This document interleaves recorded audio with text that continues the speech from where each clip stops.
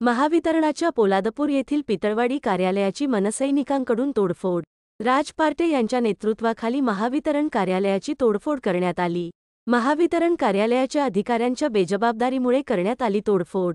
ग्राहकांना न्याय मिळणार का याकडेच सगळ्यांचे लक्ष। सीताराम कळंबेसह संगीता गोळेमी 24 तास पोलादपूर।